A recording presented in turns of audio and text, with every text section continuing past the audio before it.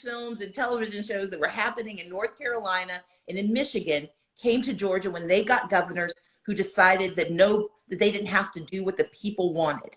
And that's how Georgia got it here. And we need to understand that there are other states that are eager to take this film industry from us. And that's why I want to be governor, to not only have the laws to make certain that people can work here, but make sure they want to stay here. But in addition, I'm going to protect the tax credit. I'm going to make certain that we are creating apprenticeships that help folks from our communities that are often underserved and overlooked, get jobs in the film industry. Right now, you got to know someone to get somewhere. And I want to create those internships that let our young people get into the industry early so they can grow their opportunities. And I want to make sure that we're providing financing so that those independents and those creatives who have amazing ideas but don't know where to start don't have to put themselves in the hawk to get started. But you need a governor who actually believes in investing in people and protecting our freedoms for the film industry to stay here in Georgia. That's so good and so powerful. Someone wrote, save Georgia. Yes, we clearly see that Stacey Abrams can save Georgia. Come on. Well, let's see what else we have. Mo, do you see some other questions there? There are actually several good ones that they just handed me. Okay. Younger. What piece of advice do you have for younger generations who want to make a change? What would be the steps that they take to do so? So let's start with why I talk about voting so much. Voting is not magic. I know politicians talk about it, you vote and these magical things happen. That doesn't work. Voting isn't magic. Voting is medicine. Medicine is something you have to take over and over again. And when you stop taking it, whatever's wrong with you is coming back and bringing friends. And so part of what young people, the power they have is when you understand it's medicine, then you organize around how do you keep it going. And that's something I've seen young people do spectacularly well on every issue that matters to them. But when we don't use that power in voting, then the people who want us to stay sick, the people who create the ills in our society, they're doing their part.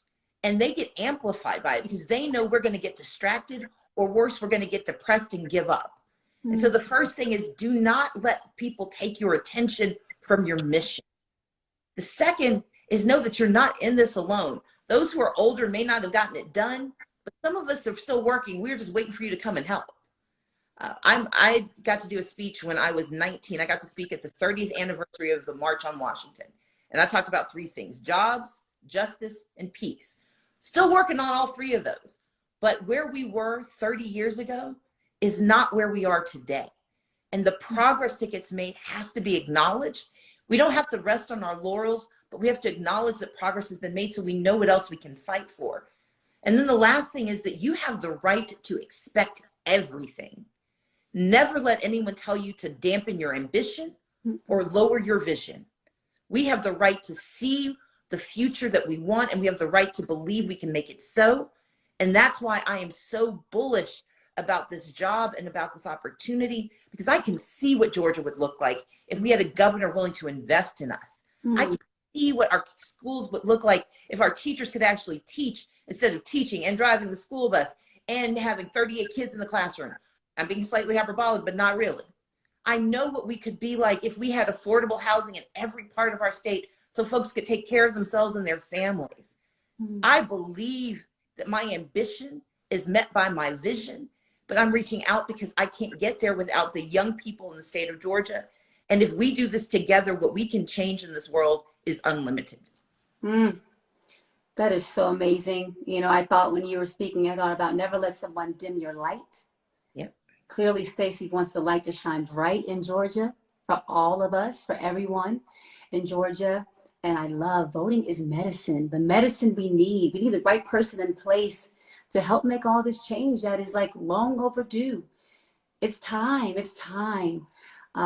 Maybe there's one more question out there from someone, and we can go quick here. Let's see, the team's in some more stuff. Let's see here. Okay, talk about the medicine. Okay, there's more questions. I'm trying to go to a quick one so everybody can have a little something before we go out. Okay, let's see here. Oh, this is actually a good one. Oh, okay, so Stacey, you work with the homeless population. Yes. Can you tell us a little bit about that? So Georgia, unfortunately, has a fast-growing homelessness population, and it's comprised of people who are being pushed out because they can't afford rents. We have those who have mental health issues who can't afford supportive housing or get access. We have those who have substance abuse issues. We have a lot of people who are returning citizens. And because Georgia has such a large veteran population, we have a number of veterans who are homeless. Mm-hmm. I know that we need more inventory in our housing, but we also need to have more money put in place in local governments so they can invest in housing. And right now, the governor's not doing enough. He's sitting on nearly $500 million to keep people in their homes and won't spend the money. Mm-hmm. And we need a governor who actually believes that we deserve access. Now, mind you, this is a governor who made millions in real estate, but won't help working families stay in their houses. Mm-hmm. And that, to me, that kind of hypocrisy is not only appalling, it's economically inefficient. If we help people stay in their houses, we are helping their kids go to school. We're helping them get access to better health care. We are changing the future for the better. And so for me, homelessness is more than just not being housed. It's about all the other pieces. It's about crime. It's about education. It's about health care. And it's a solvable problem. Mm-hmm. We keep pretending. The scripture that annoys me the most that people rely on is when they say, well, the poor will always be among us. That wasn't the Lord telling us to get used to it. It was a challenge. Mm-hmm. It was a call to action. It is our job, our duty, our responsibility as citizens, as humans, to make certain we are helping the least of these. And someone who does not have shelter deserves not only our grace, but our investment. And for me, that is a driving force, because there but for the grace of God go I, but so do people who are victims of domestic violence, women with children, men who are being separated from their families because if they go to a shelter, they can't stay in the same place. There is so much more that we could do if we had a governor who believes it's our job to help people get a step up and get a step inside. And if we do that, we can make the world better. Mm. Ms. Stacey, how can they continue to get more information? There are a lot of people that are on this live that I in my heart. This is the first time that they're hearing a lot of the information that you're sharing. This is a new spectrum of information. It's invoking thought. How can they find more information? Because I feel that this is going to make a lot of people want to know more. Can you tell me how you can do that? Yeah, if you go to my website to StaceyAbrams.com. Now, there's some people like, oh, she has too many policies. We've got a lot of issues in the state. And so I try to really tackle the issues that people care about. So if you go to my website, it's not going to be like a 5-second snippet. We'll give you some headlines.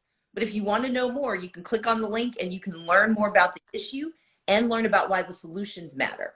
Because it's hard to solve problems if you don't know not only what is the problem, but why is it a problem. But if you go to our website, StaceyAbrams.com, and while you're there, you can learn how to volunteer. You can learn about the dates for the election. You can learn about all the ways that we can make this happen. And I just encourage people to go to my website, but also you could, send me a DM on Twitter. I think you can do the same thing on Instagram. That is not my forte, but anytime you have a question, just reach out to me. I am happy to answer. Well, Stacey, you are amazing. One, we thank you for that access.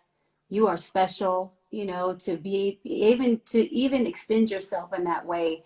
Again, I really believe is where we're going to see change happen. We need someone that's for the people, and you are a woman for the people. You inspire us so much, and this has been a total honor to be here with you today. Just thank you so much for your time. Thank you for how you're pumping so hard on this journey. We are pumping hard for you. We are believing in this journey. Why not? Stacey, let's go. Mo, this has been fun. This has been amazing, right? I respect and admire. You guys always touch lives, and I feel like we can do this together. What happened 4 years ago has nothing to do with what will happen in just a couple weeks. We got your back on this end.